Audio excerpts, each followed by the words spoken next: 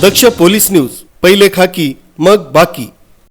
अमळनेर तालुक्याजवळ असलेल्या गांधली पिळोदा रस्त्यालगत असलेल्या सप्तशृंगी मंदिराजवळ भास्कर पारधी यांना 50,000ची रक्कम आणि 6 ग्रॅम सोन्याचे टोंगल असलेले सामान मिळालं होतं। डबा उघडून पाहिल्यावर त्या 6 ग्रॅम सोन्याचे टोंगल आणि 3 बार चांदी असल्याचं दिसून आलं। तपास केल्यानंतर हे सोनं आणि चांदी नंदगाव येथील भारती प्रवीण पाटील यांचं असल्याचं निश्चित झालं। त्यानंतर भास्कर पारधी यांनी भारती पाटील यांना संपर्क साधून त्यांना हे सामान परत केलं।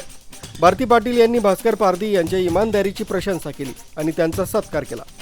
भास्कर पारधी हे पत्रकार गणेश चव्हाण यांचे मावस भाऊ आहेत। भास्कर पारधी यांनी दाखवलेली इमानदारी निश्चितच कौतुकास्पद आहे। त्यांच्या या कृतीमुळे समाजात नक्कीच सकारात्मक संदेश गेला। न्यूज ब्युरो, दक्ष पोलीस न्यूज, अमळनेर।